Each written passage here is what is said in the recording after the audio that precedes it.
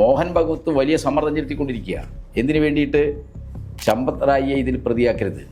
അദ്ദേഹം അറസ്റ്റ് ചെയ്യപ്പെട്ടാൽ RSSനെ അത് ഗുരുതരമായി ബാധിക്കും. മയപ്പെട്ട ഭാഷയിൽ ഈ പ്രശ്നം പരിഹരിച്ചു പോകട്ടെ എന്ന RSSനെ സഹായിക്കുന്ന RSSന് അനുകൂലമായ നിലപാടാണ് മുഖ്യ പ്രതിപക്ഷ പാർട്ടി എടുത്തിട്ടുള്ളത്. 100 കണക്കിന് വർഷങ്ങൾ തലമുറകളായി മുസ്ലിങ്ങൾ നിസ്കരിക്കുക മാത്രമല്ല, അവിടുത്തെ ഹിന്ദുക്കളും മുസ്ലിങ്ങളും വളരെ സാഹോദര്യപൂർവ്വം കഴിഞ്ഞതാണ്. ഒരാരാധനാലയ തർക്കവും അവിടെ ഉണ്ടായിട്ടില്ല. ഒന്നാം സ്വാതന്ത്ര്യ സമരത്തിൻ്റെ ചരിത്രം എഴുതിയിട്ടുള്ള സവർക്കർ, അത് RSSകാർ വായിക്കേണ്ടതാണ്. സവർക്കർ ഈ കാര്യങ്ങളൊക്കെ സൂചിപ്പിച്ചിട്ടുണ്ട്. ഒന്നാം സ്വാതന്ത്ര്യ സമരത്തിലെ മുസൽമാന്മാരും അതേപോലെ തന്നെ ഹിന്ദു എന്ന് പറയുന്ന മതത്തിൽപ്പെട്ട വ്യത്യസ്ത ജനസമൂഹങ്ങളും തമ്മിലുള്ള ഐക്യത്തിൻ്റെ, ബ്രിട്ടീഷ് വിരുദ്ധതയുടെ പോരാട്ട ഭൂമികൾ സൃഷ്ടിച്ച, അപ്പോൾ അദ്ദേഹം അതിലെ ഒന്നാം സ്വാതന്ത്ര്യ സമരത്തിന് നേതൃത്വം കൊടുത്ത ഫൈസാബാദ് മൗലവിയെക്കുറിച്ച് പറയുന്നുണ്ട്. ആരാ ഫൈസാബാദ് മൗലവി? ഒന്നാം സ്വാതന്ത്ര്യ സമരത്തിന് നേതൃത്വം കൊടുത്ത ധീരനാണ്. ആ പുസ്തകത്തിൽ സവർക്കർ ഈ മതവർഗീയവാദിയാകുന്നതിന് മുമ്പ് എഴുതിയ പുസ്തകമാണ്. 1858 മാർച്ച് 10 അയോധ്യയിൽ 2 രക്തസാക്ഷികളുണ്ടായി. ബാബ രാംചരൺദാസും ഫൈസാബാദ് മൗലവിയും. ലാൽകൃഷ്ണ അദ്വാനി വാഷിങ്ടണിൽ പോയി കാർണഗി എൻഡോവ്മെൻറ്റ് ഫോർ ഇൻ്റർനാഷണൽ പീസിൻ്റെ പ്രതിനിധികളുമായിട്ട് ഒരു തവണയല്ല നിരവധി തവണ ക്ലോസ് ഡോർ ചർച്ച നടത്തി, അടഞ്ഞ വാതിൽ ചർച്ചകൾ നടത്തി. ആ അടഞ്ഞ വാതിൽ ചർച്ചകളുടെയൊക്കെ ഒരു പശ്ചാത്തലത്തിലാണ് 80കളോടുകൂടി ഇന്ത്യയിൽ വീണ്ടും എന്തായത്? ബാബരി മസ്ജിദ്. അപ്പോൾ ഈ കച്ചവടത്തിന് വേണ്ടി ക്ഷേത്രങ്ങളിൽ വരുന്ന ഈ സംഭാവന, ഡൊണേഷൻ കാണിക്കാന്നൊക്കെ പറയുന്നത് എന്താണ്? ഇവരാകെ തട്ടിക്കൂട്ടി ഭൂമിയിൽ നിക്ഷേപിക്കുകയാണ്. ആ ഭൂമി വിറ്റും വാങ്ങിയും ഒക്കെ എന്താണ് വലിയ പണം ഉണ്ടായിക്കൊണ്ടിരിക്കുകയാണ്.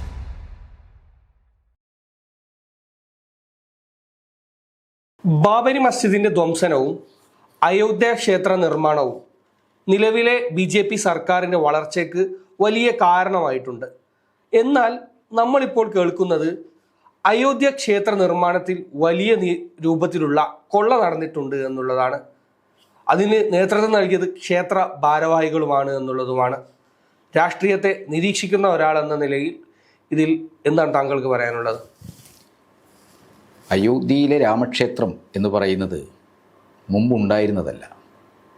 അതിപ്പോൾ ബാബരി മസ്ജിദ് പൊളിച്ച് ആ സ്ഥലത്ത് നിയമപരമായി ബാബരി മസ്ജിദിൻ്റെ ഉടമകളായ മുസ്ലിങ്ങൾക്ക്, പ്രത്യേകിച്ച് സുന്നി വഖഫ് ബോർഡിന് അവകാശപ്പെട്ട സ്ഥലത്താണ് ഈ ക്ഷേത്രം പണിതിട്ടുള്ളത്. രഞ്ജൻ ഗൊഗോയി അധ്യക്ഷനായിട്ടുള്ള നമ്മുടെ പരമോന്നത കോടതിയുടെ വിധി വന്നപ്പോൾ സ്ഥലം ഉടമസ്ഥ രേഖകളനുസരിച്ച് സുന്നി വഖഫ് ബോർഡിൻ്റെതാണ് ബാബരി മസ്ജിദ് നിലനിന്ന സ്ഥലം. അതിന് വിശ്വാസവുമായി ബന്ധപ്പെട്ട് നിൽക്കുന്ന നിർമോഹി, അഗാഡ, രാമല്ല തുടങ്ങിയ ഒരു സംഘടനകൾക്കും എന്താണ് നിയമപരമായി ആ സ്ഥലത്തിന് ഉടമസ്ഥാവകാശമില്ല. നിയമപരമായി ഉടമസ്ഥാവകാശമില്ലാതിരുന്ന ബാബരി മസ്ജിദ് നിലനിന്നിരുന്ന സ്ഥലം 2.77 ഏക്കർ ഭൂമി വിശ്വാസത്തിൻ്റെ പേരിൽ ഹിന്ദുക്കൾക്ക് വിട്ടുകൊടുക്കണം എന്നാണ് നമ്മുടെ സുപ്രീം കോടതി വിധിച്ചത്. ആ വിധിയെ പലരും കണ്ടത്, നമ്മുടെ രാജ്യത്തെ മുഖ്യ പ്രതിപക്ഷ പാർട്ടിയെ കോൺഗ്രസ് നേതാക്കൾ ഉൾപ്പെടെ കണ്ടത്, പ്രശ്നം സെറ്റ് ചെയ്യപ്പെട്ട എത്രയോ കാലമായി ഇങ്ങനെ സമൂഹത്തിൽ അസ്വസ്ഥതയും വർഗീയതയും ചേരിതിരിവും കലാപമൊക്കെ ഉണ്ടാക്കുന്നൊരു വിഷയമാണല്ലോ സെറ്റ് ചെയ്യപ്പെട്ടെ എന്ന രീതിയിലാണ്. യഥാർത്ഥത്തിൽ നീതിന്യായപരമായി യാതൊരു യുക്തിയും യാതൊരു തരത്തിലുള്ള ജസ്റ്റിസുമില്ലാത്ത ഹിന്ദുത്വത്തിന് വേണ്ടിയുള്ള ഒരു കൊട്ടേഷൻ വിധിയായിരുന്നു അന്നത്തെ സുപ്രീം കോടതിയുടെ ചീഫ് ജസ്റ്റിസ് രഞ്ജൻ ഗൊഗോയി അധ്യക്ഷനായ ബെഞ്ച് നടത്തിയത്. ആ വിധി വന്ന് അന്ന് രാത്രി തന്നെ രഞ്ജൻ ഗൊഗോയി ഡൽഹിയിലെ ഒരു വലിയ പഞ്ചനക്ഷത്ര ഹോട്ടലിൽ സൽക്കരിക്കപ്പെട്ടു. RSS, BJP നേതാക്കളും ഇന്ത്യയിലെ വൻകിട കോർപ്പറേറ്റുകളും അതിൻ്റെ പ്രതിനിധികളുമൊക്കെ പങ്കാളികളായിരുന്നൊരു വിരുന്നായിരുന്നു. എന്തായിരുന്നു ഡൽഹിയിലെ ആ നക്ഷത്ര ഹോട്ടലിൽ ആഘോഷിക്കപ്പെടാൻ കാരണം? ഒരു കാരണവശാലും ഹിന്ദുത്വ ശക്തികളുടെ കയ്യിൽ എത്താൻ നിയമപരമായി സാധ്യതയില്ലാത്ത അയോധ്യയിലെ ബാബ്രി മസ്ജിദ് നിലനിന്നിരുന്ന സ്ഥലം സുപ്രീം കോടതിയുടെ രഞ്ജൻ ഗൊഗോയിയുടെ ഒരു വിധി പ്രസ്താവനയിലൂടെ ഹിന്ദുത്വ ശക്തികളുടെ കൈകളിൽ എത്തിപ്പെടുകയാണ് ഉണ്ടായത്. എത്ര അനീതികരമാണ്! ഇന്ത്യയുടെ ചരിത്രകാരി, ലോകമറിയുന്ന ഇന്ത്യൻ ചരിത്രകാരി റൊമേള താപ്പർ ആ വിധിയെ സംബന്ധിച്ച് പ്രതികരിച്ചത് ചരിത്രത്തെ തന്നെ റദ്ദ് ചെയ്ത വിധിയാണ്.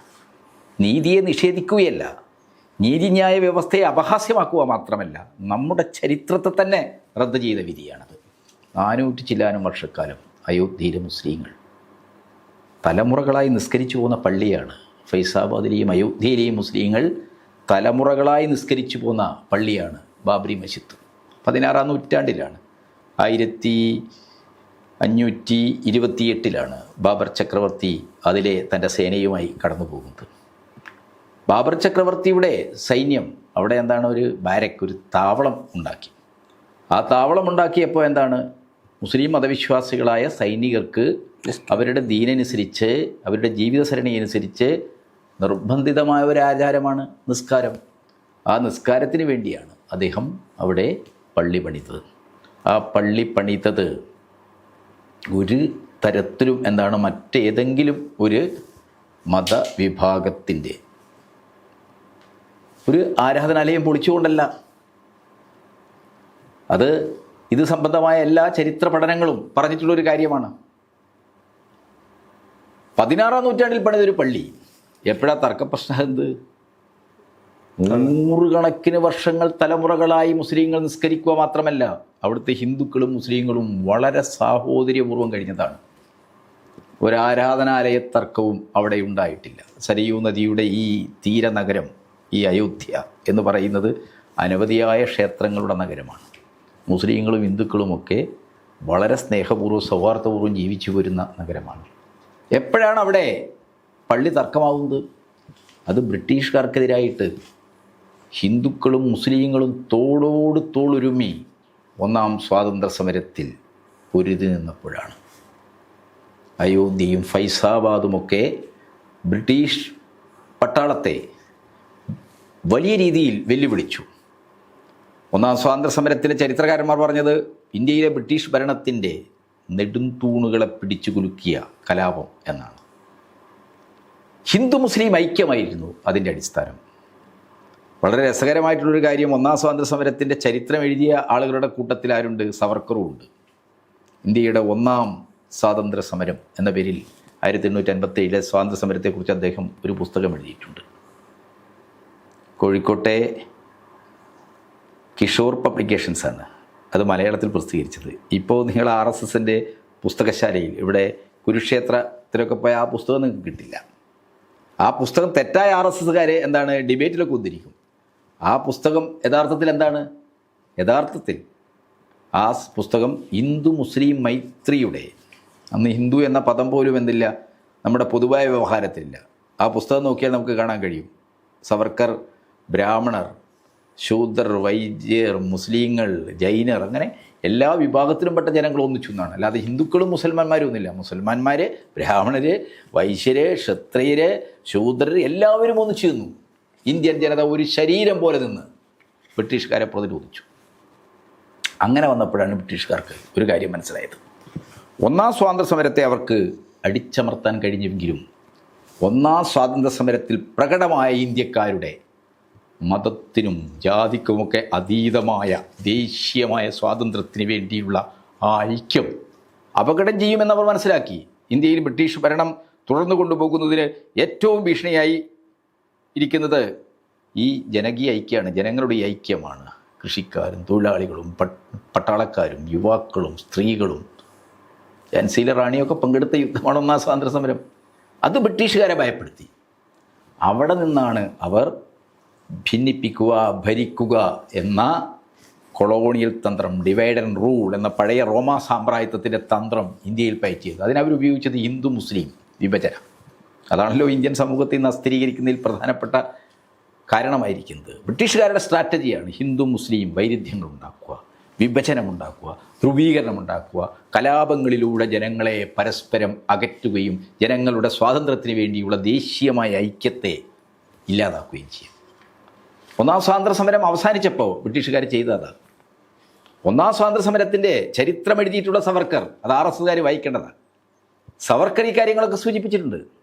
ഒന്നാം സ്വാതന്ത്ര്യ സമരത്തിലെ മുസൽമാന്മാരും അതേപോലെ തന്നെ ഹിന്ദു എന്ന് പറയുന്ന മതത്തിൽപ്പെട്ട വ്യത്യസ്ത ജനസമൂഹങ്ങളും തമ്മിലുള്ള ഐക്യത്തിൻ്റെ, ബ്രിട്ടീഷ് വിരുദ്ധതയുടെ പോരാട്ട ഭൂമികൾ സൃഷ്ടിച്ച, അപ്പോൾ അദ്ദേഹം അതിലെ ഒന്നാം സ്വാതന്ത്ര്യ സമരത്തിന് നേതൃത്വം കൊടുത്ത ഫൈസാബാദ് മൗലവിയെക്കുറിച്ച് പറയുന്നുണ്ട്. ആരാ ഫൈസാബാദ് മൗലവി? ഒന്നാം സ്വാതന്ത്ര്യ സമരത്തിന് നേതൃത്വം കൊടുത്ത ധീരനാണ്. ആ പുസ്തകത്തിൽ സവർക്കർ ഈ മതവർഗീയവാദിയാകുന്നതിന് മുമ്പ് എഴുതിയ പുസ്തകമാണ്. ആ പുസ്തകത്തിൽ ഫൈസാബാദ് മൗലവിയെക്കുറിച്ച് സവർക്കർ അങ്ങേയറ്റം ആദരവോടുകൂടി പറയുന്നത് നാം തലകുനിക്കുക ഈ പരമധീരൻ്റെ മുമ്പിൽ എന്നാണ്.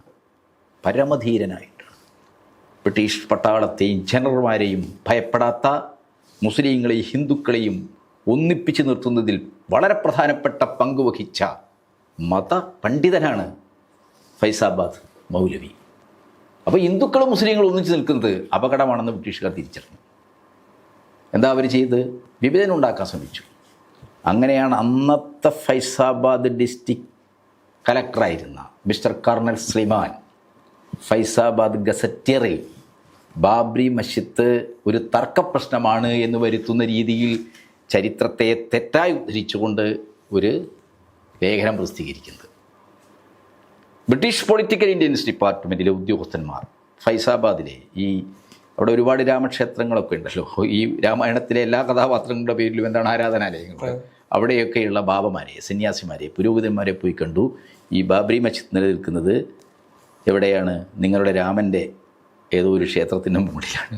അവിടെ നേരത്തെ ക്ഷേത്രമുണ്ടായിരുന്നു.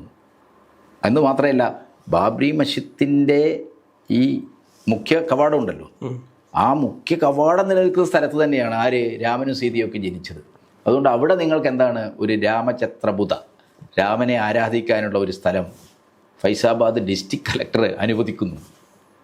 വളരെ ബോധപൂർവം. കാരണം ശ്രീമാൻ്റെ ഈ ലേഖനമൊക്കെ വന്നപ്പോൾ ഈ വിഭാഗങ്ങൾക്കിടയിൽ അയോധ്യയിലെ ഫൈസാബാദിലെ വരേണ്യ ബ്രാഹ്മണ വിഭാഗങ്ങൾക്കകത്ത് വലിയ രീതിയിൽ പ്രശ്നങ്ങളുണ്ടായി, ഒരു സംഘർഷത്തിൻ്റെ അവസ്ഥയിലേക്ക് വന്നു. ബ്രിട്ടീഷുകാർ എന്താണ്? ബ്രിട്ടീഷ് പൊളിറ്റിക്കൽ ഇൻ്റലിജൻസ് ഡിപ്പാർട്ട്മെൻറ്റിൻ്റെ സഹായത്തോടെ അവിടെ രാമചത്രബുധ സ്ഥാപിക്കുക, അവിടെ ഹിന്ദു സന്യാസിമാരെ കൊണ്ടുവന്ന് പൂജ തുടങ്ങുകയും ചെയ്തു. എത്ര ഗൂഢാലോചനപരമായിട്ടാണ് നമ്മുടെ രാജ്യത്തെ വർഗീയവൽക്കരിക്കുന്ന അജണ്ട ബ്രിട്ടീഷുകാർ സാമ്രാജ്യത്വവാദികൾ നടപ്പാക്കിയതിൻ്റെ ഉദാഹരണം അത്. പൂജ തുടങ്ങി. അപ്പോൾ സ്വാഭാവികമായിട്ട് എന്താണ്? നൂറ്റാണ്ടുകളായി തങ്ങൾ നടന്ന് ആ പള്ളിയിലേക്ക് പോയിരുന്ന വഴിയാണ്, കവാടത്തിലാണ് ഇത് നടത്തുന്നത്. അപ്പോൾ അസ്വസ്ഥത ഉണ്ടാകും. സ്വാഭാവികമായിട്ട് എന്താണ്? ഇതിൽ പ്രതിഷേധം ഉണ്ടാവും. അങ്ങനെ ഹിന്ദുക്കൾക്കും മുസ്ലിങ്ങൾക്കിടയിൽ പ്രതിഷേധം വളർന്നു, ഇരുചേരികളായി തിരിയും എന്ന അവസ്ഥയിലേക്കാണ് കാര്യങ്ങൾ മാറുന്നത് എന്ന് മനസ്സിലാക്കിയപ്പോൾ ഒന്നാം സ്വാതന്ത്ര്യ സമരത്തിൽ അയോധ്യയിലെ മുസ്ലിങ്ങളെ ഒന്നിച്ചു നിന്ന് നയിച്ച ഫൈസാബാദ് മൗലവിയും ഹിന്ദു വിഭാഗങ്ങൾക്കിടയിൽ വലിയ സ്വാധീനമുണ്ടായിരുന്ന ബാബ രാംചരൺ ദാസ്, ഈ രണ്ടുപേരും എന്താണ് ആലോചിച്ചു? നമ്മൾ ബ്രിട്ടീഷുകാർക്കെതിരായിട്ട് നമ്മുടെ സ്വാതന്ത്ര്യത്തിന് വേണ്ടി നടത്തിയ സമരം അത് കണ്ട് പേടിച്ച, അത് കണ്ട് പ്രകോപിതരായ ബ്രിട്ടീഷുകാരാണ് നമ്മളെ ഭിന്നിപ്പിക്കാൻ വേണ്ടി, നമ്മുടെ ആളുകളെ തമ്മിലടിപ്പിക്കാനുള്ള പരിപാടി ആസൂത്രണം ചെയ്തിരിക്കുന്നത്. ആ ഒരു തിരിച്ചറിവിൽ നിന്നാണ് അവർ രണ്ടുപേരും മതസമൂഹങ്ങളിൽപ്പെട്ട ജനങ്ങളെ സ്വാന്തനപ്പെടുത്തി ഇത് നമ്മളെ തമ്മിലടിപ്പിക്കാനുള്ള ബ്രിട്ടീഷുകാരുടെ പണിയാണ്, ഇതിൽ വീണു പോകരുത്. അങ്ങനെ ഇരുഭാഗത്ത് സ്വാന്തനപ്പെടുത്തി അന്നുയർന്നു വന്ന തർക്കങ്ങൾ അവർക്ക് സെറ്റ് ചെയ്യാൻ കഴിഞ്ഞു. പക്ഷെ അതിൻ്റെ തുടർച്ചയിൽ എന്താ സംഭവിച്ചത്? ഫൈസാബാദ് മൗലവിയും ബാബ രാംചരൺ ദാസിനെയും, ഹിന്ദുക്കൾക്കിടയിലുള്ള ഒരു ആത്മീയാചാര്യനെയും മുസ്ലിങ്ങൾക്കിടയിലുള്ള ഒരു ആത്മീയാചാര്യനെയും, അയോധ്യയുടെ ധീരമായ ജനകീയ നേതൃത്വമായിരുന്ന ഈ രണ്ട് സന്യാസിമാരെ, രണ്ട് പുരോഹിതരെയും എന്താ ചെയ്തത്? അവരെ പേരിൽ കള്ളക്കേസെടുത്തു ബ്രിട്ടീഷുകാർ. എന്നിട്ട് അവർ വലിയ കുറ്റകൃത്യം ചെയ്തു എന്ന് പറഞ്ഞ് അവരെ വിചാരണ ചെയ്ത് പരസ്യമായി തൂക്കിലേറ്റി. 1858 മാർച്ച് 10 അയോധ്യയിൽ 2 രക്തസാക്ഷികളുണ്ടായി.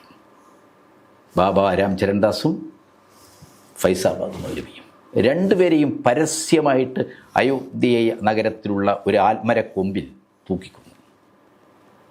ഇന്ത്യൻ മതമൈത്രിയുടെയും മതനിരപേക്ഷതയുടെയും ആദ്യ രക്തസാക്ഷികളായിട്ട് നമ്മുടെ ചരിത്രത്തിൽ ബാബ രാംചരൺദാസിനെയും ഫൈസാബാദ് മൗലവിയും നമുക്ക് രേഖപ്പെടുത്താൻ കഴിയണം. ഈ രണ്ടുപേരും ബ്രിട്ടീഷ് ഭരണകൂടത്താൽ, പ്രത്യേകിച്ച് ഫൈസാബാദ് ജില്ലാ ഭരണകൂടത്താൽ കള്ളക്കേസിൽപ്പെടുത്തി അവരെ വിചാരണ ചെയ്ത് തൂക്കിലേറ്റുന്നതിലേക്ക് എത്തിയത് അവർ ഹിന്ദുക്കളെയും മുസ്ലിങ്ങളെയും ഒന്നിപ്പിച്ച് നിർത്താൻ ഹിന്ദു മുസ്ലിം മൈത്രി, അത് തന്നെയാണ് ഗാന്ധിയുടെയും പ്രശ്നം. ഹിന്ദു മുസ്ലിം മൈത്രി ഇല്ലാതെ സ്വരാജ് സാധ്യമാവില്ലെന്ന് പറഞ്ഞപ്പോഴാണ് RSS ഗാന്ധിയെ ടാർഗറ്റ് ചെയ്തത്.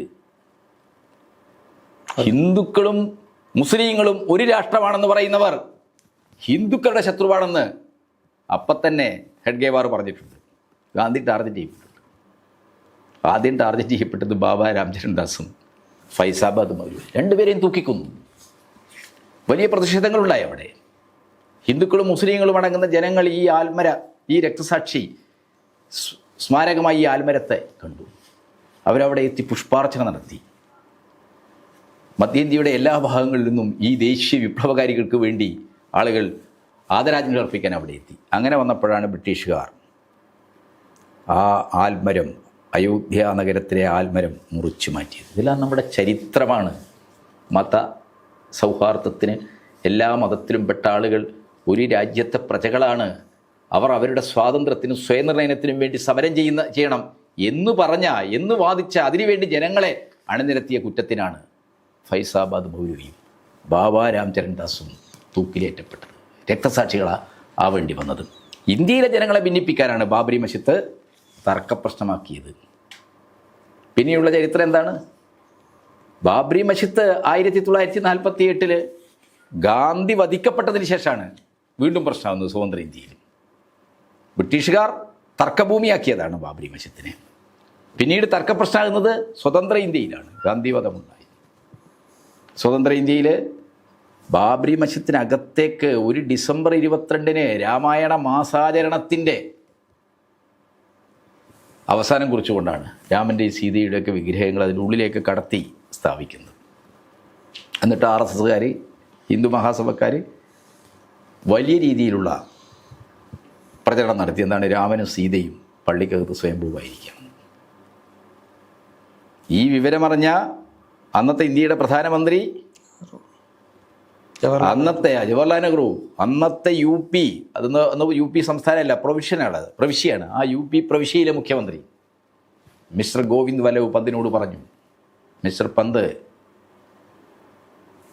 ഹിന്ദു മഹാസഭക്കാർ പ്രചരിപ്പിക്കുന്നത് പോലെ രാമനും സീതയും ഒന്നും സ്വയംഭൂവായതല്ല. അതവർ അതിക്രമിച്ച് കടന്ന് സ്ഥാപിച്ചതാണ്. അതുകൊണ്ട് പള്ളിക്കകത്ത് സ്ഥാപിച്ച ഈ രാമൻ്റെയും സീതയുടെയും ഒക്കെ വിഗ്രഹങ്ങൾ എടുത്ത് സരയൂ നദിയുടെ ഒഴുക്കിലേക്ക് എറിഞ്ഞു കളയണമെന്ന് പറഞ്ഞു മഹാനായ ജവഹർലാൽ നെഹ്റു. പക്ഷേ എന്താ ചെയ്തത്? കോൺഗ്രസ്സിൽ ഒരു കാലത്തും മതനിരപേക്ഷവാദികൾക്ക് ഒരു സ്വാധീനവോ അവർ ആഗ്രഹിക്കുന്ന തരത്തിൽ കാര്യങ്ങൾ നടത്താനോ പറ്റിയിരുന്നില്ല.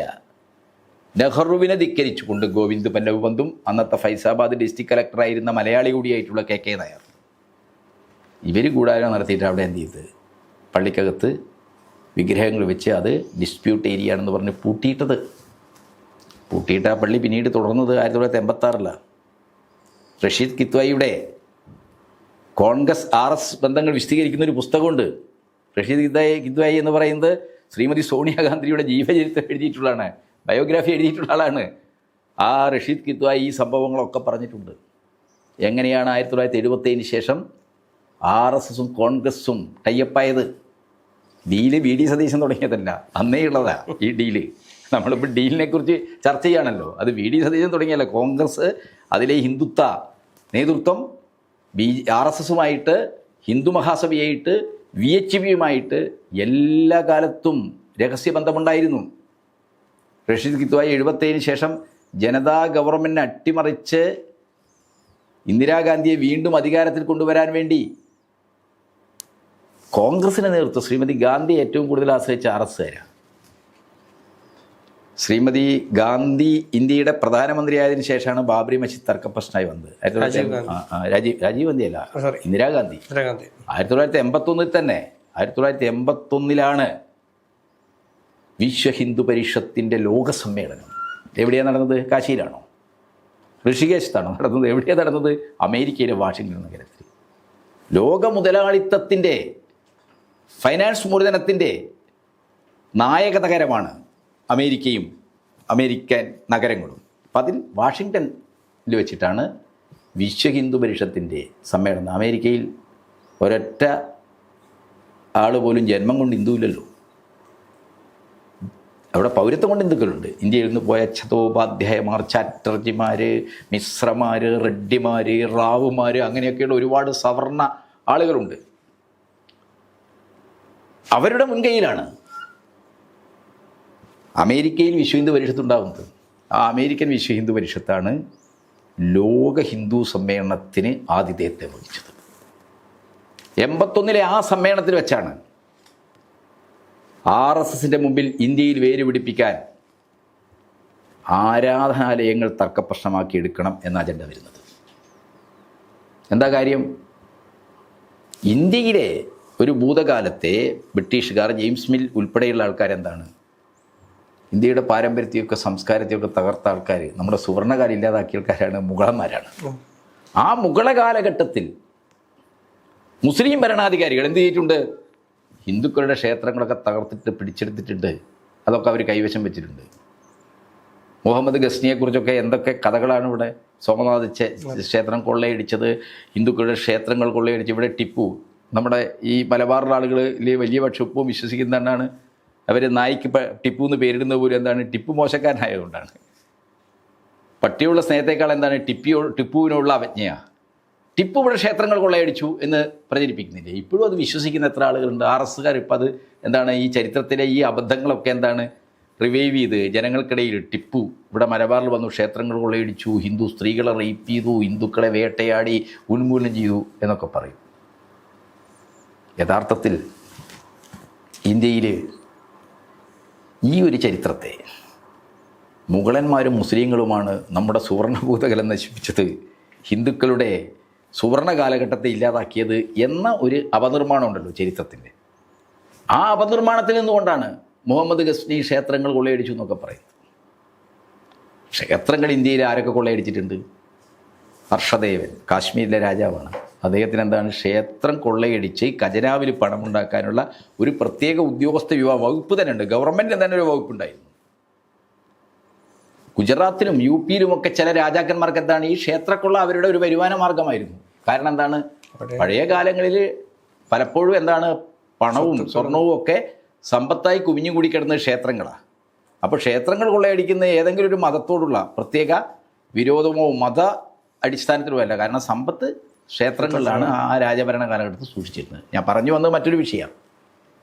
മുസ്ലിം വിരുദ്ധമായ മുഗളരാണ്, മുസ്ലിം ഭരണമാണ് ഹിന്ദുക്കളുടെ ആരാധനാലയങ്ങൾക്ക് തകർത്ത് അവരുടെ അസ്തിത്വത്തെ ഇവിടെ ഇല്ലാതാക്കിയത്. ഈ രീതിയിലുള്ള ക്യാമ്പയിനുകൾ 1981 വിശ്വ ഹിന്ദു പരിഷത്തിൻ്റെ ലോക സമ്മേളനം, വാഷിങ്ടൺ സമ്മേളനം, അവിടെ അത് പുനരുജ്ജീവിപ്പിക്കപ്പെട്ടു. ആരാണ് അവർക്ക് വേണ്ടി ഇങ്ങനെ ഒരു റിസർച്ച് ചെയ്തൊരു പ്രൊജക്റ്റ് വെച്ചത്? ഈ അയോധ്യയിലെ രാമക്ഷേത്രം, അയോധ്യ എന്ന് പറയുന്നത് ഹിന്ദുക്കളുടെ ആ അർത്ഥത്തിലൊരു തീർത്ഥാടന കേന്ദ്രമല്ല, അതൊരു കോർപ്പറേറ്റ് ഉൽപ്പന്നമാണ്. ഹിന്ദുത്വ വർഗീയതയും കോർപ്പറേറ്റ് മൂലധനവും ചേർന്ന് സൃഷ്ടിച്ചെടുത്തതാണ് അയോധ്യ എന്ന് പറയുന്നത്, അയോധ്യയിലെ രാമക്ഷേത്രം എന്ന് പറയുന്നത്. അതിന് ഒരു മിത്തിക്കലായ നമ്മുടെ ഇതിഹാസ പുരാണങ്ങളുമായി ബന്ധപ്പെട്ട രാമായണം കഥയും രാമൻ്റെ ആസ്ഥാനം എന്നൊക്കെയുള്ള ഒരു മിത്തിക്ക് അതിനെ വെച്ചുകൊണ്ട് കോർപ്പറേറ്റുകൾ ഉണ്ടാക്കിയതാണ്. 1981 ഇന്ത്യയിൽ 3000 ആരാധനാലയങ്ങൾ ചരിത്രത്തിൻ്റെ പല ഘട്ടങ്ങളിലായി ഹിന്ദുക്കൾക്ക് നഷ്ടപ്പെട്ടു പോയിട്ടുണ്ട്, മുസ്ലിങ്ങൾ പിടിച്ചെടുത്തിട്ടുണ്ട്. അതുകൊണ്ട് അതൊക്കെ തിരിച്ചു പിടിക്കാനുള്ളൊരു മൂവ്മെൻറ്റ്, മധ്യകാലഘട്ടത്തിലെ യൂറോപ്പിലെ കുരിശ് യുദ്ധത്തിന് സമാനമായ ആരാധനാലയങ്ങളെ കേന്ദ്രീകരിച്ചുകൊണ്ടുള്ള വലിയൊരു മൂവ്മെൻറ്റ്. അതുവഴി എന്താണ്, ഹിന്ദു മുസ്ലിം വിഭജനം, ധ്രുവീകരണം ഇന്ത്യയിൽ സാധ്യമാക്കും. അതിനു വേണ്ടിയുള്ളൊരു പ്രൊജക്റ്റ് തയ്യാറാക്കിയത് നാഗപ്പൂരിലെ RSS ബുദ്ധിജീവികളല്ല കേട്ടോ. അവർക്ക് വേണ്ടി ആ പ്രൊജക്റ്റ് ഉണ്ടാക്കി കൊടുത്തത് ലോകത്തിലെ ഏറ്റവും വലിയ ബഹുരാഷ്ട്ര കുത്തകയായ ഇരുമ്പ് ഉരുക്ക് ഖനനം ഉൾപ്പെടെയുള്ള മേഖലകളിൽ വലിയ രീതിയിൽ പണം മുടക്കിയിട്ടുള്ള കാർണഗി എന്ന് പറയുന്ന കുത്തകയാണ്. സോവിയറ്റ് യൂണിയനിൽ വിപ്ലവം നടന്നപ്പോൾ ലെനിൻ്റെ ഗവൺമെൻറ് ഒന്നാമത്തെ ദേശാൽക്കര ഡിഗ്രി പുറപ്പെടുവിച്ചപ്പോൾ സോവിയറ്റ് യൂണിയനിൽ നിന്ന് അവിടുത്തെ ജോർജിയ ഉൾപ്പെടെയുള്ള വിവിധ മേഖലകളിലെ ഈ ഇരുമ്പ് ഖനികളൊക്കെ ഇട്ട് ഓടിപ്പോകേണ്ടി വന്ന ആളാണ് ആര്? കാർണഗി മുതലാളി. ആ കാർണഗി മുതലാളി അന്നത്തെ അമേരിക്കൻ പ്രസിഡന്റ് വിൽഡ്രോ വിൽസനെ കണ്ടിട്ട് വിൽഡ്രോ വിൽസനോട് പറഞ്ഞു, ഇങ്ങനെ പോയാൽ എന്താണ്, നമുക്ക് ലോകത്ത് എല്ലാം നഷ്ടപ്പെടും. അതുകൊണ്ട് ഈ കമ്മ്യൂണിസ്റ്റുകാരെ, ഈ സോവിയറ്റ് യൂണിയൻ അധികാരത്തിൽ വന്നിരിക്കുന്ന ഈ ഒക്ടോബർ വിപ്ലവത്തെ, ഈ സോഷ്യലിസ്റ്റ് ശിശുവിനെ അവിടെ തന്നെ ഇല്ലാതാക്കണം. അങ്ങനെയാണ് അതിനെ വളഞ്ഞു പിടിച്ചുള്ള മുതലാളിത്ത രാജ്യങ്ങളുടെ യുദ്ധമൊക്കെ ആരംഭിക്കുന്നത്. കാർണഗിയാണ് കൗണ്ടർ ഇൻ്റലിജൻസ് പ്രോഗ്രാം ഉണ്ടാക്കി അമേരിക്ക. ഈ കാർണഗി യുടെ ഒരു ഫൗണ്ടേഷനാണ് Carnegie Endowment for International Peace. അവരാണ് RSSന് വേണ്ടി ഇന്ത്യയിൽ ചരിത്രത്തിൻ്റെ പല ഘട്ടങ്ങളായി മുസ്ലിം ചക്രവർത്തിമാരാൽ കവർച്ച ചെയ്യപ്പെട്ട, പിടിച്ചെടുക്കപ്പെട്ട 3000 ക്ഷേത്രങ്ങളുണ്ട്. അതിൽ ഒന്നാമത്തെ ക്ഷേത്രമാണ് അയോധ്യ. അയോധ്യയിൽ ബാബറി മസ്ജിദ് നിലനിർത്തുന്ന ഒരു ക്ഷേത്രം ഉണ്ടായിരുന്നു. രണ്ടാമത്തത് മധുരയിലെ കൃഷ്ണനാണ്. മൂന്നാമത്തത് വാരണാസിയിലെ കാശിനാഥനാണ്, ശിവക്ഷേത്രമാണ്.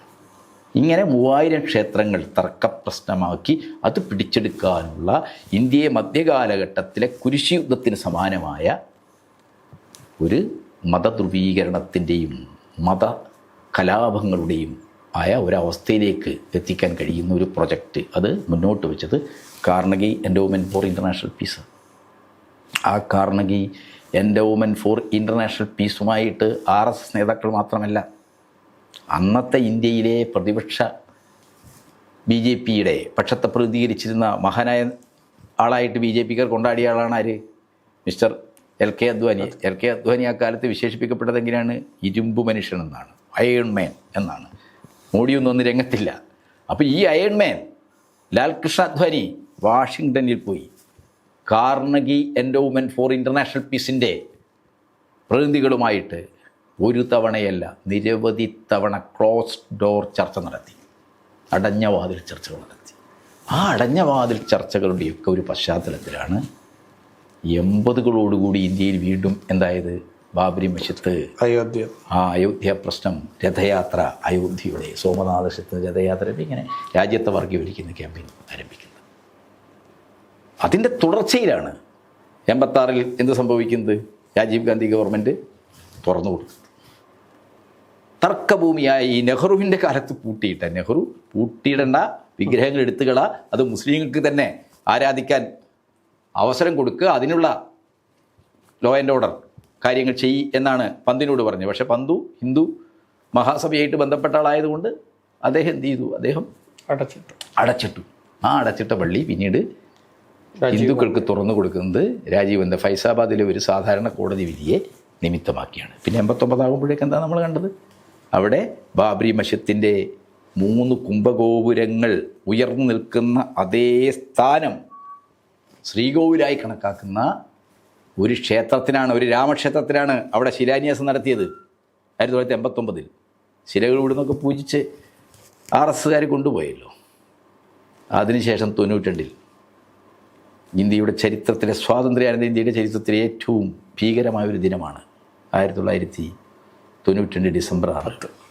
ഡിസംബർ 6-ന് പള്ളി പൊളിക്കാൻ മുൻകൂട്ടി പ്രഖ്യാപിച്ചാണ് RSSകാർ പോയത്. കർസേവകർ അതിനുവേണ്ടി ഒരു പ്രത്യേക സേനയുണ്ടാക്കി. കർസേവകരുടെ ആ കർസേവക ദളം രാജ്യത്തിൻ്റെ പല ഭാഗങ്ങളിൽ നിന്ന് അങ്ങോട്ടേക്ക് മാർച്ച് ചെയ്യുകയാണ്. ബാബരി മസ്ജിദ് പൊളിക്കും. അപ്പോൾ ഇന്ത്യയിലെ മുഴുവൻ പ്രതിപക്ഷ പാർട്ടികളും, ദേശീയ ഉദ്ഗ്രഥന സമിതി, മാത്രമല്ല ഇന്ത്യയുടെ സുപ്രീം കോടതി അന്ന് നരസിംഹറാവു സർക്കാരിനോട് പറഞ്ഞു, അവിടെ ഭരിക്കുന്നത് BJPയാണ്, കല്യാൺ സിംഗാണ്.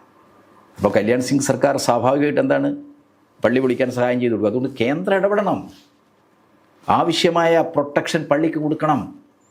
ഒരു കർസേവകനെയും പള്ളി പൊളിക്കുമെന്ന് പ്രഖ്യാപിച്ചുകൊണ്ട് അയോധ്യയിലേക്ക് വരുന്ന ഒരു കർസേവകനെയും അയോധ്യയിലേക്ക് കടത്തിവിടരുത്, ഫൈസാബാദിലേക്ക് അടുപ്പിക്കരുത് എന്നാണ് പറഞ്ഞത്. പക്ഷെ എന്താ ചെയ്ത് അന്നത്തെ കോൺഗ്രസ് സർക്കാർ?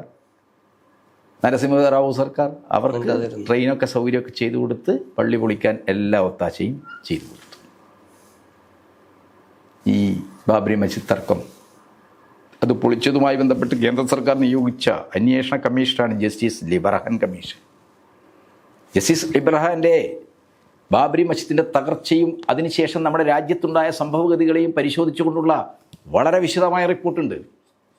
ആ റിപ്പോർട്ടിൽ ജസ്റ്റിസ് ലിബ്രഹാൻ പറയുന്നത് ഇന്ത്യയുടെ മതമൈത്രിയും സമുദായ സൗഹാർദ്ദത്തെയും തകർത്ത് വർഗീയ ധ്രുവീകരണത്തിൻ്റെ സാമുദായിക ധ്രുവീകരണത്തിൻ്റെ തീരഭൂമികളിലേക്ക് ഈ മഹാരാജ്യത്തെ തള്ളിയിടുകയാണ് ബാബറി മസ്ജിദ് പ്രശ്നവും അതിൻ്റെ തകർച്ചയും എന്നാണ് പറഞ്ഞത്. ആരാണ് ഉത്തരവാദി ഇതിനെ തുടർന്ന് അവിടെ പള്ളി പണിയുമെന്ന് RSS പറഞ്ഞു. പള്ളി പൊളിച്ചതിന് ശേഷം നരസിംഹറാവു നമുക്കറിയാലോ, നമ്മുടെ അംസൊക്കെ പറഞ്ഞിട്ടുണ്ട്, ഇയാൾക്ക് 11 ഭാഷയിൽ പണ്ഡിതൻ, ബഹുഭാഷാ പണ്ഡിതനാണ്. പക്ഷേ ആംഗ്യ ഭാഷയിൽ പോലും പള്ളി പൊളിക്കരുതെന്ന് പറയാത്ത ആളാണ്. പക്ഷേ ഇദ്ദേഹം പള്ളി പൊളിച്ചതിന് ശേഷം നിശബ്ദനായിരുന്നു, മിണ്ടാതിരുന്നു. പ്രധാനമന്ത്രിയുടെ ഹൗസിൽ, PM ഹൗസിൽ. അവിടത്തേക്ക് സഖാവ് പ്രകാശ് കാരാട്ടിൻ്റെ നേതൃത്വത്തിൽ ഇന്ത്യയിലെ ഇടതുപക്ഷ പാർട്ടികൾ മാർച്ച് ചെയ്തു. ആളുകൾ ഇതൊന്നും ഓർമ്മിക്കുന്ന 92 ഡിസംബർ 6-ാം തീയതി പള്ളി പൊളിച്ചതിന് ശേഷം ഒരക്ഷരം മിണ്ടാൻ നരസിംഹറാവു തയ്യാറായില്ല. പിറ്റേ ദിവസം ഡൽഹിയിലെ ഇടതുപക്ഷ പാർട്ടികൾ, CPI, CPM, CPML പാർട്ടികൾ, ഇവരുടെ നേതൃത്വത്തിൽ ആയിരക്കണക്കിന് ആളുകൾ നിരോധനത്തെ വകവെക്കാതെ പ്രധാനമന്ത്രിയുടെ ഹൗസിലേക്ക് മാർച്ച് ചെയ്തു. അങ്ങനെ വന്നപ്പോഴാണ് നരസിംഹറാവു എന്ത് ചെയ്ത് മാധ്യമങ്ങളെ കണ്ട് പറഞ്ഞത്, പള്ളി പൊളിച്ച സ്ഥലത്ത് പള്ളി പണിത് കൊടുക്കും, ഗവൺമെൻറ് ആ ഉത്തരവാദിത്തം ഏറ്റെടുക്കും. പക്ഷെ 92 ശേഷം, 92 ഡിസംബർ 6-ന് ശേഷം, ദശകങ്ങൾ കഴിഞ്ഞു പോയിട്ടും 2009 രണ്ടാം UPA സർക്കാർ, അതിൻ്റെ തുടർച്ച 2001, ഇവർ അധികാരത്തിലുണ്ടായിട്ട് ഇവരെന്ത് ചെയ്തില്ല, പള്ളി പൊളിച്ച സ്ഥലത്ത് പള്ളി പണിത് കൊടുക്കാനുള്ളൊരു നടപടി സ്വീകരിച്ചില്ല. പകരം ഹിന്ദുത്വ ശക്തികൾക്ക് അത് കൈയടക്കാൻ എല്ലാ സൗകര്യങ്ങളും രഹസ്യമായി ചെയ്തു കൊടുത്തു. അതിൻ്റെ ഒരു ദുഃഖകരമായ, അങ്ങേയറ്റം രോക്ഷജനകമായ ഒരു ചരിത്രഗതിയിലാണ് പള്ളി പൊളിച്ച സ്ഥലത്ത് രാമക്ഷേത്രം പണിയാൻ ഇന്ത്യയുടെ പരമോന്നത കോടതി നിർദ്ദേശം കൊടുക്കുന്നത്. ആ നിർദ്ദേശത്തിൻ്റെ അടിസ്ഥാനത്തിലാണ് ഒരു കോർപ്പറേറ്റ് തീർത്ഥാടന കേന്ദ്രം എന്ന നിലക്ക് നമ്മുടെ പ്രധാനമന്ത്രിയുടെ നേതൃത്വത്തിൽ അവിടെ ശിലാന്യാസം നടത്തുന്നത്. പിന്നീട് ക്ഷേത്രം പണി പൂർത്തിയാകുന്നതിന് മുമ്പേ എന്താണ് പ്രാണപ്രതിഷ്ഠ നടത്തി. ഇതൊക്കെ പുരോഹിതന്മാർ ചെയ്യുന്ന കാര്യമാണ്. പക്ഷെ പ്രധാനമന്ത്രി, ഒരു രാജ്യത്തിൻ്റെ, ഒരു സെക്കുലർ സ്റ്റേറ്റിൻ്റെ, ഒരു സെക്കുലർ ഭരണഘടനയുള്ള രാജ്യത്തിൻ്റെ പ്രധാനമന്ത്രി തന്നെ എന്താണ് ഒരു പ്രത്യേക മതവിഭാഗത്തിൻ്റെ ക്ഷേത്രം പണിത്, ആ ക്ഷേത്രം എന്താണ് അനീതികരമായ രീതിയിൽ നിയമവിരുദ്ധമായി പണിതതാണ്. ആ പണിത സ്ഥലത്ത് അവിടെ പ്രാണപ്രതിഷ്ഠ നടത്തി ക്ഷേത്രം നിർമ്മിച്ചു. ആ ക്ഷേത്രത്തിൻ്റെ കാര്യങ്ങൾ തീരുമാനിക്കാൻ, അവിടെ ക്ഷേത്രം പണിയാനും അതിൻ്റെ കാര്യങ്ങൾ തീരുമാനിക്കാനും സുപ്രീം കോടതി വിധിയുടെ അടിസ്ഥാനത്തിലാണ് എന്തുണ്ടായത്, രാമജന്മഭൂമി തീർത്ഥ ക്ഷേത്ര ട്രസ്റ്റ് ഉണ്ടായത്. ആ ക്ഷേത്ര ട്രസ്റ്റിൻ്റെ ജനറൽ സെക്രട്ടറിയാണ് ആര്, ചമ്പത് റായ് എന്ന് പറയുന്ന ആജീവനാന്ത പ്രചാരക്ക്. നരേന്ദ്രമോദിയെ പോലെ തന്നെയുള്ള ആളാണ്. നരേന്ദ്രമോദി കല്യാണമൊന്നും കഴിക്കാതെ ആജീവനാന്ത പ്രചാരക്കാണ് RSSൻ്റെ. അതുപോലെ തന്നെയുള്ള ആളാണ് ആര്, മിസ്റ്റർ ചമ്പത് റായ്. അയാൾ RSS പ്രചാരക്കാണ്. ആ RSS പ്രചാരക്കായിരിക്കുന്ന മിസ്റ്റർ ചമ്പത് റായിയാണ് ശ്രീരാമ ജന്മഭൂമി തീർത്ഥ ട്രസ്റ്റിൻ്റെ ജനറൽ സെക്രട്ടറി. അദ്ദേഹത്തിൻ്റെ നേതൃത്വത്തിലാണ് ഇപ്പോൾ ഫഹീം ഇവിടെ സൂചിപ്പിച്ചതുപോലെ രാജ്യം ചർച്ച ചെയ്യപ്പെടുന്നത് പോലെ വലിയ കൊള്ള നടന്നിരിക്കുന്നത്. ക്ഷേത്രത്തിലെ വിശ്വാസികൾ, ലക്ഷക്കണക്കിന് വിശ്വാസികളാണ്. ഇതിന് വലിയ പ്രചാരണമൊക്കെ കിട്ടി. ഹിന്ദു വർഗീയത ഒരു ഉന്മാദം പോലെ രാജ്യത്താകെ വന്നു. ഇന്ത്യയുടെ ദേശീയ വിമാനത്തിൻ്റെ പ്രതീകമായ RSSകാരെന്ത് അവതരിപ്പിച്ചു, അയോധ്യയിലെ രാമക്ഷേത്രം, ശ്രീരാമൻ ദേശീയ പുരുഷനായി. ഇതിഹാസത്തിലെ കഥാപാത്രവും മിത്തുമായിരിക്കുന്ന ശ്രീരാമൻ അയോധ്യയിൽ എന്താണ് ദേശീയ പുരുഷനായി അവതരിച്ചു. അദ്ദേഹത്തിൻ്റെ ക്ഷാത്രവീര്യമുള്ള അമ്പും വില്ലും എയ്ത് പിടിച്ച് ശത്രുക്കളെ നിഗ്രഹിക്കുന്ന ഒരു ശ്രീരാമൻ, ആ രീതിയിൽ ശത്രുസംഹാരത്തിൻ്റെ ഒരു ശ്രീരാമസങ്കല്പം RSS ഉയർത്തിക്കൊണ്ടുവന്നു. അത് ആർക്കെതിരായിട്ടാണ്? മുസ്ലിങ്ങൾക്കും തങ്ങൾക്ക് അനുഭവമായ ജനസമൂഹങ്ങൾക്കും എതിരായിട്ടാണ് അവർ ശ്രീരാമനെ ദേശീയ പുരുഷനാക്കിയത്. ആ ദേശീയ പുരുഷൻ്റെ പേരിൽ ക്ഷേത്രം വന്നു.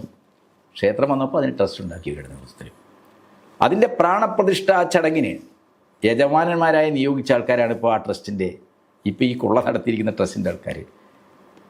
അനിൽ മിശ്ര, അദ്ദേഹത്തെ ആരാണ് നിയമിച്ചത്? നരേന്ദ്രമോദി നേരിട്ട് നോമിനേറ്റ് ചെയ്ത ആളാണ്. അതുപോലെ കർണാടകയിൽ നിന്നുള്ളൊരു ഗോപാൽ റാവു എന്ന് പറയുന്ന ആൾ, അയാളും ഈ ട്രസ്റ്റിലുള്ള ആളാണ്.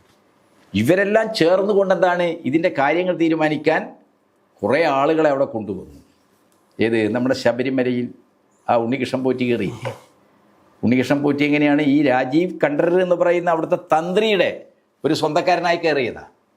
അപ്പോൾ ഈ ഉണ്ണികൃഷ്ണൻ പോറ്റി ഇപ്പോൾ എന്താണ് പുറത്തു വരുന്ന വിവരം അനുസരിച്ച് ഗോവർദ്ധനൻ, പങ്കജ് ഭണ്ഡാരി തുടങ്ങിയിട്ടുള്ള വലിയ സ്വർണ്ണ കച്ചവടക്കാരുടെയും സ്വർണ്ണ കൊള്ളക്കാരുടെയും ഒക്കെ പ്രീതിയാണ് ഇയാൾ.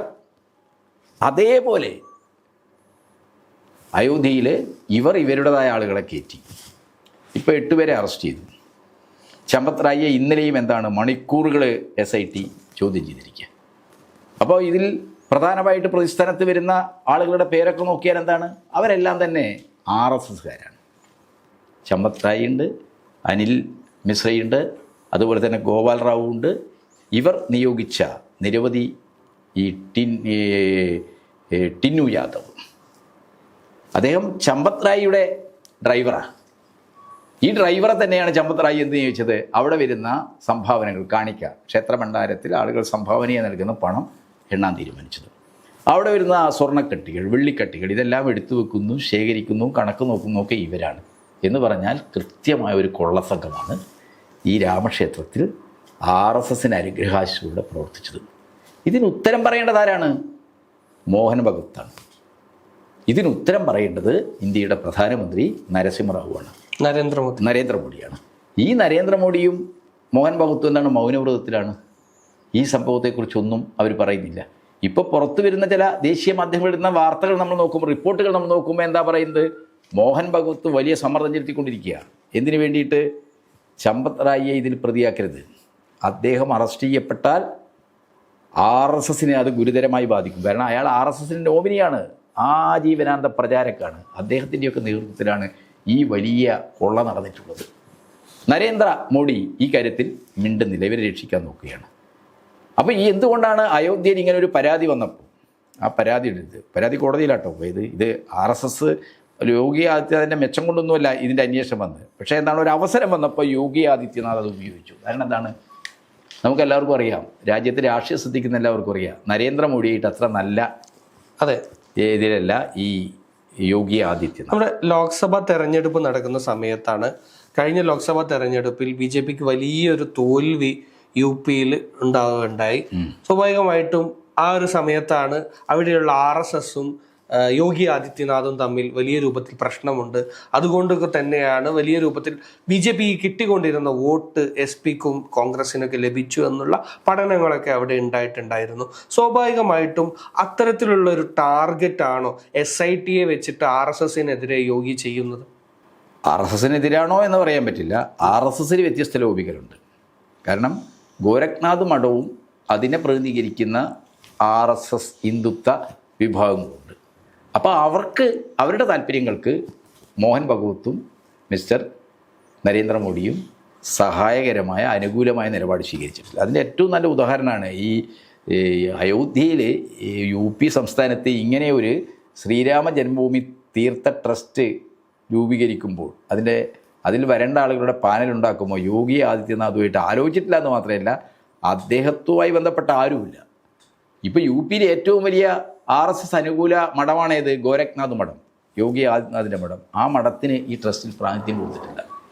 ഇതിൽ എന്താണ്, നേരിട്ട് നരേന്ദ്രമോദി നോമിനേറ്റ് ചെയ്യുകയാണ് ചെയ്തത്. അങ്ങനെയാണ് ഈ അനിൽ മിശ്രയും അതേപോലെ തന്നെ ഈ ഗോപാൽ റാവു ഒക്കെ വന്നിരിക്കുന്നത്. അപ്പോൾ RSSും UPയിലെ നേതാക്കളും തമ്മിലുള്ള, UPയിലെ യോഗി ആദിത്യനാഥിൻ്റെ വിഭാഗവും തമ്മിലുള്ള ഒരു കിടമത്സരം ഇതിലുണ്ട്.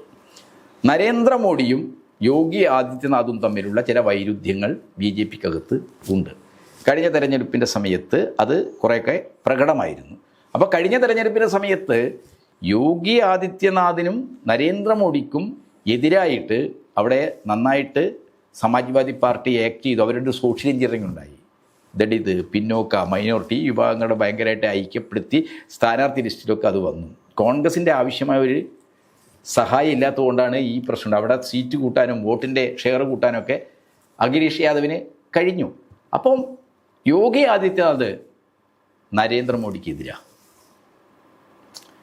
നരേന്ദ്രമോദി അയാളുടെ സ്വന്തം ഇഷ്ടപ്രകാരമാണ് ഈ ശ്രീരാമ ജന്മഭൂമി തീർത്ഥ ട്രസ്റ്റ് ഉണ്ടാക്കിയിരിക്കുന്നത്. അതിനുള്ളൊരു അവസരമായിട്ടാണ് ഈ പുറത്തു വന്ന വിവരങ്ങൾ വെച്ച് SIT ഇപ്പോൾ സജീവമായിരിക്കുന്നത്. ഇവിടെ കൊണ്ടുപോയി എത്തുന്നു എന്നൊക്കെ പറയാൻ പറ്റില്ല. ഇവരെല്ലാം നയിക്കുന്നത് ആരാണ്? RSS ആണ്. അപ്പോൾ RSS ഇതിലൊരു സമവായം ഉണ്ടായിക്കഴിഞ്ഞാൽ ഇപ്പോൾ തന്നെ പറയുന്നതാണ് ചമ്പത് റായി ഒന്നും ഇതിൽ പ്രതിയാക്കില്ല, അയാളെ രക്ഷിക്കാനുള്ള നീക്കം വലിയ രീതിയിൽ നടക്കുകയാണെന്നാണ് പറയുന്നത്. അടുത്ത വർഷമാണ് UP ഇലക്ഷൻ വരാൻ പോകുന്നത്. സ്വാഭാവികമായിട്ടും SITയുടെ അന്വേഷണവും ഇതൊക്കെ യോഗി ആദിത്യനാഥിന് അടുത്ത വർഷം വലിയ ഗുണമായിട്ട് വരുമെന്ന് താങ്കൾ കരുതുന്നുണ്ട്? യോഗി ആദിത്യനാഥ് അതിനെ ഉപയോഗിക്കാൻ വേണ്ടി ശ്രമിക്കും എന്നുള്ള കാര്യത്തിൽ സംശയമില്ല. കാരണം BJP RSS അയോധ്യയിലെ ക്ഷേത്ര നിർമ്മാണം ഇതിനൊക്കെയായിട്ടുള്ള വലിയ വികാരം അവിടെ നിൽക്കുന്നുണ്ട്. ന്യൂനപക്ഷങ്ങൾ, പിന്നോക്ക ദളിതുകൾ. അതുകൊണ്ട് തന്നെ അയോധ്യ ഉൾക്കൊള്ളുന്ന ഫൈസാബാദിൽ ഇപ്പോൾ പ്രതിനിധീകരിക്കുന്നത്, ലോകസഭയിൽ പ്രതിനിധീകരിക്കുന്നത് സമാജ്വാദി പാർട്ടിയുടെ പ്രതിനിധിയാണ്. ഒരു ദളിത് ജനപ്രതിയാണ് അയോധ്യയെ പ്രതിനിധീകരിക്കുന്നത്. അപ്പോൾ രാമക്ഷേത്രവും പിന്നെ അയോധ്യയിലെ ഈ കോർപ്പറേറ്റ് തീർത്ഥാടന കേന്ദ്രം ഉണ്ടാക്കലൊക്കെ എന്താണ്, അവിടെ തങ്ങൾക്ക് ഗുണം ചെയ്യില്ല എന്നുള്ള അവസ്ഥയാണ്. എന്ന് മാത്രമല്ല, വൻകിട കോർപ്പറേറ്റുകളും ഈ രാമക്ഷേത്രവുമായി ബന്ധപ്പെട്ട് നിൽക്കുന്ന ഈ കറക്ക് കമ്പനിയും ഈ തീർത്ഥാടന മാഫിയ എന്നൊക്കെ പറയാവുന്ന ആ തീർത്ഥാടന മാഫിയ സംഘങ്ങളും ചേർന്നുകൊണ്ടുള്ള വലിയ കച്ചവടം അവിടെ ബിസിനസ്സാണ്, റിയൽ എസ്റ്റേറ്റ് കച്ചവടം. ഇപ്പോൾ ഈ ടിന്നു യാദവിനെ കുറിച്ചൊക്കെ ഇപ്പോൾ പത്രങ്ങൾ വരുന്ന വിവരം അനുസരിച്ച് എന്താണ്, ഇയാൾ കോടിക്കണക്കിന് രൂപയുടെ നിക്ഷേപം നടത്തിയിരിക്കുകയാണ് ഭൂമിയിൽ. ഭൂമി വാങ്ങലും മറച്ചു വിൽക്കലുമാണ് അവിടെ നടക്കുന്നത് പ്രധാനമായിട്ടും. അപ്പോൾ ഈ കച്ചവടത്തിന് വേണ്ടി ക്ഷേത്രങ്ങളിൽ വരുന്ന ഈ സംഭാവന, ഡൊണേഷൻ, കാണിക്കാന്നൊക്കെ പറയുന്നത് എന്താണ്, ഇവരാകെ തട്ടിക്കൂട്ടി ഭൂമിയിൽ നിക്ഷേപിക്കുകയാണ്. ആ ഭൂമി വിറ്റും വാങ്ങിയും ഒക്കെ എന്താണ് വലിയ പണം ഉണ്ടായിക്കൊണ്ടിരിക്കുകയാണ്. കോടികളുടെ, ആയിരക്കണക്കിന് കോടികളുടെ ഈ റിയൽ എസ്റ്റേറ്റ് പണമാണ് അവിടെ മറിഞ്ഞിരിക്കുന്നത്. അതിൻ്റെ ഒരു ന്യൂക്ലിയസ് ആയിട്ട് പ്രവർത്തിക്കുന്നത് ശ്രീരാമ ജന്മഭൂമി ക്ഷേത്ര ട്രസ്റ്റാണ് എന്നാണ് ഇപ്പോൾ വന്നിരിക്കുന്നത്. അപ്പോൾ ഇവിടെ നമ്മുടെ നാട്ടിലൊക്കെ RSSകാർ ഇവിടുത്തെ ഇടത്തരം ഹിന്ദുമത വിശ്വാസികൾക്കിടയിലൊക്കെ ഉണ്ടാക്കുന്ന എന്താണ്, ക്ഷേത്രങ്ങളിൽ എന്തിനാണ് ഈ വിശ്വാസികളല്ലാത്ത ആളുകൾക്ക് ക്ഷേത്രഭരണം എടുക്കുന്നത്? അത് വിശ്വാസികൾക്ക് വിട്ടുകൊടുത്തൂടെ? വിശ്വാസികളെന്ന് പറഞ്ഞാൽ ആരാണ്? ഹിന്ദുക്കളുടെ കാര്യത്തിൽ RSS ആവും. RSS ഇവിടെ ഈ ക്ഷേത്ര സംരക്ഷണ സമിതിയൊക്കെ ഉണ്ടാക്കി വെച്ചിട്ടുണ്ടല്ലോ. അപ്പോൾ അവർ ക്ഷേത്രങ്ങൾ എന്തിനു വേണ്ടിയാണ് ഉപയോഗിക്കുന്നത്? ഇത്തരത്തിലുള്ള വ്യക്തികളുടെ ധനസമ്പാദനത്തിന് വേണ്ടിയിട്ടുള്ള, കൊള്ളക്ക് വേണ്ടിയിട്ടുള്ള ആണാണ്. അപ്പോൾ RSS എന്ന് പറയുന്ന ഒരു പാർട്ടിയിൽ നിന്ന്, ഒരു സംഘടനയിൽ നിന്ന് അതേ നമ്മൾ പ്രതീക്ഷിക്കുന്നുള്ളൂ. അതൊരു ഇന്ത്യൻ ഫാസത്തിൻ്റെ ഒരു കാലാൾപ്പടയാണ് RSS. ഈ ഫാസിസ്റ്റുകളെക്കുറിച്ച് നിരീക്ഷണം നടത്തിയിട്ടുള്ള പലരും ചൂണ്ടിക്കാണിക്കുന്ന ഒരു കാര്യമുണ്ട്. പണം കിട്ടുമെങ്കിൽ അവരെന്താണ്, ദൈവത്തെ കൊല്ലും. പണം കിട്ടുമെങ്കിൽ വേണമെങ്കിൽ അവർ പിശാചിനെയും കൊല്ലും. അപ്പോൾ ദൈവത്തിനും പിശാചിനും അപ്പുറത്ത് പണത്തിന് വേണ്ടി കളിക്കുന്നവരാണ് ആര്? ഈ ഫാസിസ്റ്റ് ഐഡിയോളജിക്കാർ. ഇവിടെ RSSകാർ അത് തന്നെയാണ്. അവർക്ക് പണമാണ്. അതിനുവേണ്ടി അവരെ മതവിദ്വേഷം ഉണ്ടാക്കും. ഹിന്ദുക്കളെ, ഭൂരിപക്ഷ മതത്തെ ഏകീകരിക്കാനുള്ള ചരിത്രത്തെയൊക്കെ തെറ്റായ രീതിയിൽ അവതരിപ്പിച്ചുകൊണ്ടുള്ള വലിയ ക്യാമ്പയിനുകൾ നടത്തും. ഹെയ്റ്റ്, വിദ്വേഷം ജനങ്ങൾക്കിടയിൽ അവർ വിതയ്ക്കും. അവർ പണമുണ്ടാക്കും. ഈ ഒരു സാഹചര്യത്തെ വെച്ച് പണമുണ്ടാക്കും. ആ രീതിയിലുള്ള ക്രിമിനലുകളും മാഫിയകളും ഒക്കെയാണ്. ഇപ്പോൾ യൂറോപ്യൻ, ഇറ്റാലിയൻ ഫാസത്തെക്കുറിച്ചൊക്കെയുള്ള പഠനത്തിൽ അതിൻ്റെ അടിത്തറയായി പ്രവർത്തിച്ചത് വലിയ അധോലോക സംഘങ്ങളാണ്, വലിയ ക്രിമിനലുകളാണ്, വലിയ ഹൂളിഗാൻ ഗ്യാങ്ങുകളാണ്. ഇവിടെയും അത് തന്നെയാണ് സംഭവിച്ചുകൊണ്ടിരിക്കുന്നത്. ഇവിടെയും അയോധ്യയിൽ നമ്മളത് തന്നെയാണ് കണ്ടുപിടിക്കുന്നത്. അപ്പോൾ രാജ്യത്തിന് മുമ്പിൽ ഇപ്പോഴത്തെ ഈ അയോധ്യ സംഭവങ്ങൾ ഈ രാജ്യത്തെ ഹിന്ദു മുസ്ലിം വിഭജനത്തിലൂടെ വർഗീയമായ അസ്ഥിരീകരണത്തിലേക്ക്, കലാപങ്ങളിലേക്ക്, സാഹോദര്യപൂർണമായ ജീവിതം നിഷേധിക്കുന്നതിലേക്ക് എത്തിച്ചവരാണ് RSSകാർ. അതിനുവേണ്ടി അവർ ഏറ്റവും കൂടുതൽ ഉപയോഗിച്ച വിഷയമാണ് ബാബറി മസ്ജിദ്. ആ ബാബറി മസ്ജിദ് തകർത്ത സ്ഥലത്ത് രാമക്ഷേത്രം പണിത് അവരെന്താണ്, അവിടെ ഭക്തിയുടെയും വിശ്വാസത്തിൻ്റെയും പേരിൽ കാണിക്ക അർപ്പിക്കുന്ന പാവപ്പെട്ട ആളുകളുടെയൊക്കെ പണം തട്ടിയെടുക്കുകയാണ്. അത് റിയൽ എസ്റ്റേറ്റ് ബിസിനസ് നിക്ഷേപിക്കുകയാണ്. ഈ കാര്യമാണ് പുറത്തു വരുന്നത്. അപ്പോൾ വിശ്വാസികളുടെ കണ്ണ് തുറക്കണം. ഈ ഫാസിസ്റ്റ് സംഘടനകൾ വിശ്വാസത്തിന് വേണ്ടി പറയുന്നത് ആളുകളുടെ ആത്മീയാന്വേഷണത്തിൻ്റെ, സത്യാന്വേഷണത്തിൻ്റെ, ആരാധനയുടേതായ ദൈവസാക്ഷാത്കാരത്തിൻ്റെയോ മതസാക്ഷാത്കാരത്തിൻ്റെയോ യഥാർത്ഥ താല്പര്യങ്ങൾക്ക് വേണ്ടിയല്ല, മറിച്ച് അവരുടെ വെസ്റ്ററ്റ്, അവരുടെ പണസമ്പാദനം ഉൾപ്പെടെയുള്ള നിക്ഷിപ്ത താല്പര്യങ്ങൾക്ക് വേണ്ടിയാണ് എന്ന് നമ്മൾ തിരിച്ചറിയണം. ഇതിനെതിരെ ഇന്ത്യ മുന്നണിയുടെ വലിയൊരു പ്രതിഷേധങ്ങൾ ഉണ്ടായിട്ടില്ല എന്നാണ് എനിക്ക് വ്യക്തിപരമായിട്ട് തോന്നുന്നത്. സ്വാഭാവികമായിട്ടും RSSനെതിരെ സമരം ചെയ്യാനോ അല്ലെങ്കിൽ ആ രൂപത്തിൽ പ്രതിഷേധം നടത്താനോ ഒരു ഭയം പ്രതിപക്ഷ പാർട്ടികൾക്കുണ്ടോ? പ്രതിപക്ഷ പാർട്ടികൾ എന്ന് പറയുന്നത് മുഖ്യമായിട്ട് കോൺഗ്രസ് പാർട്ടിയാണ്. കോൺഗ്രസ് പാർട്ടി ഈ RSSൻ്റെ ഒരു അജണ്ടക്ക് പുറത്ത് എന്താണ് ആർ എസ് എസിൻ്റെ അജണ്ടയുടെ ഗുണഭോക്താക്കളാക്കാൻ ശ്രമിക്കുന്നവരാണ് അവർ. ഇപ്പോൾ നമ്മൾ കണ്ട അവിടെ ശിലാന്യാസം നടത്താൻ നരേന്ദ്രമോദി ചെന്നപ്പോൾ ഞങ്ങളെ വിളിച്ചില്ലെങ്കിലും ഞങ്ങളുടെ വെള്ളി ശിലകൾ എന്ന് പറഞ്ഞ് കമൽനാഥും പ്രിയങ്ക ഗാന്ധിയൊക്കെ അവിടെ വെള്ളി ശിലകൾ കൊടുത്തു. അവരെന്താണ് ഈ അജണ്ടയുടെ ഭാഗമാണ്. രാമക്ഷേത്രത്തിൻ്റെ ക്രെഡിറ്റ് എൻ്റെ പിതാവിനാണ്, രാജീവ് ഗാന്ധിക്കാണെന്ന് പറഞ്ഞ ആളാണ് പ്രിയങ്ക ഗാന്ധി. എന്ന് പറഞ്ഞാൽ ബാബരി മസ്ജിദ് ഉൾപ്പെടെയുള്ള വിഷയങ്ങൾ ഇന്ത്യയിൽ വർഗീയ വിഭജനം ഉണ്ടാക്കാൻ വേണ്ടി RSS രൂപപ്പെടുത്തിയ ഒരു അജണ്ടയാണ്. അതിന് പിറകിൽ കോർപ്പറേറ്റ് മൂലധന താല്പര്യങ്ങളാണ്. ഇന്ത്യയെ വർഗീയവൽക്കരിച്ച് കോർപ്പറേറ്റുകളുടെ സർവതന്ത്ര സ്വതന്ത്രമായ നിക്ഷേപം, അവരുടെ വിപണി താല്പര്യങ്ങൾ ഇത് സംരക്ഷിക്കുകയാണ് മോഡി സർക്കാർ. അപ്പോൾ ഈ കോർപ്പറേറ്റ് താല്പര്യത്തോട് BJPക്കും കോൺഗ്രസിനും എന്താണ് ഒരേ താല്പര്യമാണ്. അയോധ്യ രണ്ടുപേർക്കും അവകാശപ്പെട്ടതാണെന്നാണ് രണ്ടുപേരും പറഞ്ഞിട്ടുണ്ട്. ഞങ്ങൾക്കും അതിലൊരു പങ്ക് കിട്ടണം. ആ പങ്ക് മോഡി നിഷേധിക്കുന്നു എന്ന പ്രതിഷേധമല്ലാതെ അവിടെ മുസ്ലിങ്ങളുടെ പള്ളി പൊളിച്ച് ആ സ്ഥലത്ത് അനീതികരമായ രീതിയിൽ ഒരു കോടതി വിധി നേടിയെടുത്ത് ക്ഷേത്രം പണിയുകയാണ് ഉണ്ടായത്. ഇത് ചരിത്രത്തെ റദ്ദ് ചെയ്യുന്ന, ചരിത്രത്തെ വെല്ലുവിളിക്കുന്ന ഒരു നടപടിയാണെന്ന് പറയാൻ ഒരു കോൺഗ്രസ് നേതാവിൻ്റെയും നാവ് പൊങ്ങിയിട്ടില്ല. രഞ്ജൻ ഗൊഗോയിയുടെ കോടതി വിധിയെ രാഹുൽ ഗാന്ധി ഇതുവരെ എതിർത്തിട്ടുണ്ട്. അതിനെതിരായിട്ട് ഇതുവരെ സംസാരിച്ചിട്ടുണ്ടോ? മയപ്പെട്ട ഭാഷയിൽ ഈ പ്രശ്നം പരിഹരിച്ചു പോകട്ടെ എന്ന RSSനെ സഹായിക്കുന്ന, RSSന് അനുകൂലമായ നിലപാടാണ് മുഖ്യ പ്രതിപക്ഷ പാർട്ടി എടുത്തിട്ടുള്ളത്. പക്ഷേ ഇങ്ങനെ പോകാൻ പറ്റില്ല. RSS രാജ്യത്തിൻ്റെ സമസ്ത മേഖലയുള്ളവരെ പിടിമുറുക്കി രാജ്യത്തെ ആകെ കശക്കിയെറുകയാണ്. അതിൻ്റെ സമ്പത്തും വിഭവങ്ങളും ഒക്കെ അദാനിമാരുടെ കൈകളിലേക്ക് പോകുന്നു. മറുഭാഗത്താണെങ്കിൽ ജനങ്ങളുടെ ഒരു ഐക്യപൂർണമായ ജീവിതത്തിന് അതിൻ്റെതായ ഒരു സാമൂഹ്യ സാഹചര്യത്തെ അവരില്ലാതാക്കുന്നു, വർഗീയത പടർത്തുന്നു, ജനങ്ങളെ തമ്മിലടിപ്പിക്കുന്നു, സഹോദര പോരുകളുടെ ചോരപ്പുഴ രാജ്യത്തിൻ്റെ എല്ലാ മേഖലകളും ഉണ്ടാക്കുന്നു. അതിനുവേണ്ടി ഭരണകൂട സംവിധാനത്തെ തന്നെ ഉപയോഗിക്കുന്നു. മുസ്ലിങ്ങൾ താമസിക്കുന്ന സ്ഥലങ്ങളിലെല്ലാം ബുൾഡോസർ രാജാണ്. ഇപ്പോൾ കൗതുകകരമായ പഹീം ശ്രദ്ധിച്ചില്ലേ?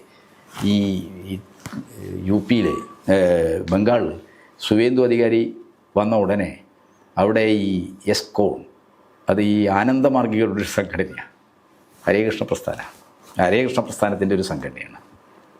അവരിപ്പോൾ സ്കൂളുകളുടെ ഭക്ഷണ വിതരണം ഏറ്റെടുത്തിരിക്കുക. അംഗൻവാടി എസ്കോണാണ് ഏറ്റെടുത്തിരിക്കുന്നത്. അപ്പോൾ അവർ ആദ്യം തന്നെ അവർക്ക് വേണ്ടി സുവേന്ദു അധികാരി കൊണ്ടുവന്നിരിക്കുന്ന ഒരു ഉത്തരവ് സ്കൂൾ കുട്ടികൾക്ക് മുട്ട കൊടുക്കാൻ പാടില്ല, പകരം എന്ത് കൊടുക്കണം? അമേരിക്കൻ സോയാബീൻ അസോസിയേഷൻ ഇവിടെ ഇറക്കുമതി ചെയ്യുന്ന 0 താരിഫിലാണത് ഇറക്കുമതി ചെയ്യുന്നത്. ഒരു ചുങ്കവുമില്ല. അമേരിക്കൻ സോയാബീൻ അവരുടെ ഈ സോയാബീൻ വിതരണം ചെയ്താൽ മതി. അതിനെ ന്യായീകരിച്ചുകൊണ്ട് RSSൻ്റെ ഈ ബുദ്ധിജീവികൾ, ശാസ്ത്രരംഗത്തൊക്കെ പ്രവർത്തിക്കുന്ന പല ആളുകളുടെയും കുറിപ്പ് കണ്ടു. അവരെന്താ പറയുന്നത്? മുട്ടയേക്കാൾ പ്രോട്ടീനുള്ളത് സോയാബീനാണ്. യഥാർത്ഥത്തിൽ നമുക്ക് കിട്ടുന്ന ഈ സോയാബീൻ എന്ന് പറയുന്നതാണ് സോയാബീൻ്റെ ഓയിൽ മുഴുവൻ വലിച്ചെടുത്തതിന് ശേഷം ഈ ചണ്ടിയാണ്. നമ്മളെ തേങ്ങാ പിണ്ണാക്ക് പോലെ, തേങ്ങ ആട്ടി വെളിച്ചെണ്ണ എടുത്തിട്ടാണല്ലോ പിണ്ണാക്ക്. ഇത് തേങ്ങാ പിണ്ണാക്ക് പോലുള്ള സാധനമാണ് ഈ സോയാബീൻ. നമ്മൾ വലിയ സൂപ്പർ മാർക്കറ്റിലൊക്കെ പോയി വാങ്ങിക്കുന്ന സോയാബീൻ ഉണ്ടല്ലോ, ഈ സോയാബീനാണ് കുഞ്ഞുങ്ങൾ കൊടുക്കുന്നത്. പ്രോട്ടീൻ മറ്റതിൽ മുട്ടയിൽ ഇത്ര ശതമാനമേ പ്രോട്ടീൻ ഉള്ളൂ, പക്ഷേ സോയാബീനിൽ ഇത്ര ശതമാനം ഇരട്ടി ഉണ്ട് എന്ന് പറയുന്നത്. പക്ഷേ മുട്ട കുഞ്ഞുങ്ങൾ കഴിക്കുന്നത് വെറും പ്രോട്ടീന് വേണ്ടി മാത്രമല്ല, കുട്ടികളുടെ ന്യൂറോൺ, തലച്ചോറിൻ്റെ വളർച്ചയുമായി ബന്ധപ്പെട്ട അതിൻ്റെ സൂക്ഷ്മ ഞരമ്പുകളുടെയും സെല്ലുകളുടെയും ഒക്കെ വളർച്ചയുമായി ബന്ധപ്പെട്ട ഒരുപാട് ഘടകങ്ങൾ മുട്ടയിൽ കണ്ടൻ്റാണ്. പ്രോട്ടീൻ കണ്ടൻ്റാണെന്ന് പറയുമ്പോൾ മറ്റൊട്ടനവധി ആവശ്യമായ മൂലകങ്ങളുടെ, സാധനങ്ങളുടെ കണ്ടൻ്റാണ് ഇത് മുട്ട എന്ന് പറയുന്നത്. അപ്പോൾ വളരെ സമർത്ഥമായിട്ട് സോയാബീന് വേണ്ടി ഇതിനെതിരായിട്ട് രാജ്യത്ത് എന്തെങ്കിലും രീതിയിലുള്ള പ്രതിഷേധം ഉയർന്നു വരുന്നുണ്ടോ? ഇടതുപക്ഷ ബുദ്ധിജീവികളും സയൻറ്റിസ്റ്റുകളൊക്കെ അവരുടെ പ്രസ്താവന, ഒരു പ്രതികരണം, അതിനപ്പുറത്ത് പ്രതിപക്ഷ പാർട്ടികൾ ഇങ്ങനെ അയുക്തികതയും അശാസ്ത്രീയതയും ഒക്കെ എഴുന്നള്ളിച്ച് ബഹുരാഷ്ട്ര കുത്തകളുടെ വിപണിയാക്കി നമ്മുടെ ഭക്ഷണ വിതരണം, കുഞ്ഞുങ്ങളുടെ ഭക്ഷണ വിതരണ മേഖലകളെ വരെ മാറ്റിക്കൊണ്ടിരിക്കുകയാണ്. അപ്പോൾ പ്രതിപക്ഷം യഥാർത്ഥത്തിൽ ഒരു തെരഞ്ഞെടുപ്പ് ഘട്ടത്തിൽ BJPക്കെതിരായിട്ടൊരു കക്ഷി എന്ന നിലക്ക് മത്സരിക്കുക എന്നല്ലാതെ BJPയും അതിന് പിറകിലുള്ള RSSൻ്റെയും ഫാസിസ്റ്റ് അജണ്ടക്കും അത് ഇന്ത്യൻ മനുഷ്യരുടെ ജീവിതത്തിൻ്റെ എല്ലാ മണ്ഡലങ്ങളിലും അത് ഉണ്ടാക്കിയിരിക്കുന്ന വളരെ പ്രതിലോമകരമായ മാറ്റങ്ങൾ, അതിൻ്റെയൊക്കെ പിറകിലുള്ള കോർപ്പറേറ്റ് താല്പര്യങ്ങൾ, അമേരിക്കൻ സോയാബീൻ അസോസിയേഷൻ താല്പര്യമാണ് ഈ സോയാബീൻ കുഞ്ഞുങ്ങളെ കൊണ്ട് തീറ്റിക്കുന്നത്. ഇത് പിണ്ണാക്ക് തീറ്റിക്കുന്നതിന് ഇതിപ്പം ഇന്ത്യയിൽ എവിടെയും വരാം. ഇനിയിപ്പോൾ നാളെ VD സതീശൻ പറയും പ്രോട്ടീൻ ഉള്ളത് ഇതാണ്. ഞങ്ങളും ഇനി ഇതുപോലുള്ള അദാനി ഫുഡ്സൊക്കെ വന്നിട്ട് പറയുന്നു ഇന്ത്യൻ ഈ സോയാബീൻ്റെ ഒരു സംഭരണം ഇപ്പോൾ അദാനിക്കാണെന്ന് തോന്നുന്നു. അപ്പോൾ അയാൾ വന്നിട്ട് പറയുന്നു സതീശനോട്, എൻ്റെ ഈ സോയാബീൻ ഒരു മാർക്കറ്റ് കേരളത്തിൽ ഉണ്ടാക്കി തരണം. അപ്പോൾ എന്താണ് ഇവിടെ അംഗൻവാടിയിലൊക്കെ അപ്പോൾ മുട്ട പോവും എന്താണ് നമ്മുടെ ഒരു മധ്യവർഗ ഹിന്ദു കുടുംബങ്ങളിലൊക്കെ ഈ പച്ചക്കറി ബോധമുണ്ടല്ലോ, വെജിറ്റേറിയനിസം. ആ വെജിറ്റേറിയനിസത്തെ ഉപയോഗിച്ചുകൊണ്ട് എന്താണ് നമുക്ക് വെജിറ്റബിൾ കഴിക്കാം, മുട്ട എന്താണ് വെജിറ്റബിൾ അത് കഴിക്കണ്ട, മുട്ടയിലേക്കാൾ പ്രോട്ടീൻ ഉള്ളത് ഇതാണെന്ന്. അപ്പോൾ നമ്മുടെ ഒരു ദീർഘകാല അടിസ്ഥാനത്തിൽ ആലോചിച്ച് നോക്കൂ നിങ്ങൾ, നമ്മുടെ കുട്ടികൾക്ക് അവരുടെ തലച്ചോറിൻ്റെ വളർച്ചയുടെ ഘട്ടത്തിൽ കിട്ടേണ്ട ഘടകങ്ങൾ അത് ഏറ്റവും കൂടുതൽ കണ്ടൻ്റ് ഉള്ളത്, ഏറ്റവും കൂടുതൽ സാന്ദ്രീകരിച്ചിരിക്കുന്നത് കോഴിമുട്ടയിലാണെന്ന് നമുക്ക് എല്ലാവർക്കും അറിയാം. വൈദ്യശാസ്ത്രജ്ഞരെ എല്ലാം നിരന്തരമായിട്ട് നമ്മളോട് പറഞ്ഞുകൊണ്ട് കുട്ടികൾക്ക് മുട്ട കൊടുക്കണമെന്നാണ് അവർ പറയുക. നമ്മുടെ ഓർമ്മശക്തി, ആശയങ്ങളും വിവരങ്ങളൊക്കെ സേവ് ചെയ്ത് വെക്കാനുള്ള തലച്ചോർ സെല്ലുകളുടെ ഈ മസ്തിഷ്ക കോശങ്ങളുടെ പ്രവർത്തനശേഷി ഇതൊക്കെ ഉണ്ടാക്കണേ മുട്ട കഴിക്കണം. ഇനി മുട്ട വേണ്ട ചണ്ടിമതി എന്ന് പറഞ്ഞാൽ അതിൻ്റെ അർത്ഥം എന്താണ്? ഒരു ലോങ് ടേമിൽ നമ്മുടെ തലമുറകളെ എന്താണ് ഭൗതികമായി പോലും അവരുടെ മസ്തിഷ്കത്തെ പോലും എന്താണ് ദുർബലപ്പെടുത്തുന്ന, അതിനെ വലിയ രീതിയിൽ അപകടപ്പെടുത്തുന്ന നീക്കങ്ങളാണ് കോർപ്പറേറ്റ് മൂലധനവും വർഗീയ ശക്തികളും ചേർന്ന് നടത്തിക്കൊണ്ടിരിക്കുന്നത്. നമ്മൾ നേരത്തെ ചർച്ച ചെയ്തൊരു കാര്യം, താങ്കൾ പറഞ്ഞൊരു കാര്യമായിരുന്നു ഈ ക്ഷേത്ര നടത്തിപ്പുമായി ബന്ധപ്പെട്ട്. ഇവിടെ KP ശശികലനെ പോലെ TP സെൻകുമാറിനെ പോലെ ഒരുപാട് ഹിന്ദുത്വവാദികൾ എത്രയോ കാലമായി കേരളത്തിലെ ദേവസ്വം ബോർഡ് പിരിച്ചുവിടണമെന്നും അമ്പലങ്ങളെല്ലാം വിശ്വാസികൾക്ക് നൽകണമെന്നുമുള്ള വാദം അവർ കൃത്യമായിട്ടും പറഞ്ഞുകൊണ്ടിരിക്കുന്നുണ്ട്. നമ്മൾ അയോധ്യയിൽ നോക്കുമ്പോൾ വിശ്വാസികളാണ് ഇതിനകത്ത് പ്രതികളായിട്ട് വരുന്നത്. ഓക്കെ, നമ്മൾ ശബരിമലയിലേക്ക് നോക്കുമ്പോൾ വിശ്വാസികളായിട്ടുള്ള ആളുകളാണ് ഇതിന് നേതൃത്വം നൽകുന്നത്. സ്വാഭാവികമായിട്ടും RSSന്റെ അത്തരത്തിലുള്ള തന്ത്രമായിരിക്കും ഇവിടുത്തെ ക്ഷേത്ര സ്വത്തുക്കളൊക്കെ കൊള്ളയടിക്കാനുള്ള തന്ത്രങ്ങളായിരിക്കുമോ ഇത്തരത്തിലുള്ള അവരുന്നയിക്കുന്ന ആരോപണങ്ങൾ? ഒരു സംശയവുമില്ല. കാരണം ഇവിടെ ഭൂപരിഷ്കരണമൊക്കെ വന്നപ്പോൾ വലിയ രീതിയിൽ സമ്പത്ത് നഷ്ടപ്പെട്ട ആൾക്കാരുണ്ട്, ഭൂമി നഷ്ടപ്പെട്ടവരുണ്ട്. ഇപ്പം ക്ഷേത്രം ഭൂമി കടന്ന പേരിൽ പല ജന്മിമാരും എന്താണ് ഭൂമി കൈവശം ചെയ്യും. അതാണ് ഈ ദേവസ്വം സ്വത്ത് എന്ന് പറയുന്നത്. അപ്പോൾ ദേവസ്വത്തിൻ്റെ സ്വത്ത് തിരിച്ചു കിട്ടുക എന്ന് പറഞ്ഞാൽ പഴയ ജന്മിക്കാരുടെ ഇവിടെ അങ്ങനത്തെ കേസുകളൊക്കെ ഹൈക്കോടതിയിൽ നടന്നിട്ടുണ്ട്. 1990-കളിൽ കരുണാകരൻ സർക്കാർ ഇങ്ങനെ ഒരു നിയമം കൊണ്ടുവരാൻ ശ്രമിച്ചതാണ്. ദേവസ്വം എന്ന് പറയുന്നത് വിശ്വാസികളുടേതായിരിക്കണം. അതിനുവേണ്ടി ഒരു ബില്ല് അസംബ്ലിയിലേക്ക് കൊണ്ടുവന്ന ശക്തമായ എതിർപ്പ് മൂലം കരുണാകരൻ എന്ന് പിൻവലിക്കേണ്ടിയിരുന്നത്. പിന്നെ അയാൾക്കെതിരായിട്ട് വേറെ ചില ചാരക്കേസൊക്കെ വന്നിട്ട് അയാൾക്ക് അതിന് ദുർബലനായി പോയതാണ്. അപ്പോൾ ഈ ഒരു അജണ്ട, ഒരു പൊതു ഹിന്ദുത്വം, RSS പ്രതിനിധീകരിക്കുന്ന ഹിന്ദുത്വം കോൺഗ്രസ്സുകാർക്കും ഉണ്ട്. അതുകൊണ്ട് പൊതു ഹിന്ദുത്വം കാലാകാലമായി കേരളത്തിൽ പറയുന്ന ക്ഷേത്രങ്ങൾ വിശ്വാസികളുടെ കൈകളിലായിരിക്കണം എന്ന്. അങ്ങനെയുള്ള വാദങ്ങൾക്കുള്ള എന്താണ് അത്തരം വാദങ്ങൾ എത്രത്തോളം അപകടകരമാണ്. ഒരു ജനാധിപത്യ സമൂഹത്തിനകത്ത് സെക്കുലർ എന്ന് പറയുന്നത് എല്ലാ കാര്യങ്ങളും എല്ലാ മതങ്ങളോടും തുല്യ നീതിയോടുകൂടി പെരുമാറുന്ന ഒരു ഭരണ സമീപനത്തെയാണ്. അപ്പോൾ ഇന്ത്യയിൽ ഹിന്ദു വിശ്വാസിയായാലും മുസ്ലിം വിശ്വാസികളായാലും ഈ ഏത് മതത്തിൽപ്പെട്ട ആളും അവരുടെ ആരാധനാലയങ്ങൾ മെയിൻറ്റെയിൻ ചെയ്യുന്നതിന് മുകളിൽ എന്താണ് സ്റ്റേറ്റിന് ഉത്തരവാദിത്തമാണ്. അത് വിശ്വാസികൾക്കെന്ന പേരിൽ RSSനോ അല്ലെങ്കിൽ മറ്റ് മതവിഭാഗങ്ങളിലെ വർഗീയ സംഘടനകൾക്കോ വിട്ടുകൊടുത്തു കഴിഞ്ഞാൽ വളരെ അപകടകരമായ അവസ്ഥയുണ്ട്. കാരണം ക്ഷേത്രങ്ങൾ കേന്ദ്രീകരിച്ചുകൊണ്ട് എന്താണ് അവർ മതപരമായ ധ്രുവീകരണം ഉണ്ടാക്കും, മതപരമായ ശാക്തീകരണം നടത്തും. ആ മതപരമായ ശാക്തീകരണം മതത്തിൻ്റെ ദാർശനികമായ മാനവികതയൊന്നും സാക്ഷാത്കരിക്കാനല്ല, മറിച്ച് എന്താണ് അതിന് പിറകിലുള്ള ചൂഷകരുടെ, കോർപ്പറേറ്റുകളുടെ, വലിയ ബിസിനസ് ഗ്രൂപ്പുകളുടെ താല്പര്യം സംരക്ഷിക്കാനുള്ള വർഗീയ ധ്രുവീകരണമായിരിക്കും അവരുണ്ടാക്കും. അതുകൊണ്ട് ക്ഷേത്രങ്ങൾ വിശ്വാസികൾക്കാവണം എന്ന വാദം എത്രത്തോളം അപകടകരമാണ് എന്നാണ് ഈ അയോധ്യയിലെ ഇപ്പോഴത്തെ സംഭവങ്ങൾ കാണിക്കുന്നത്.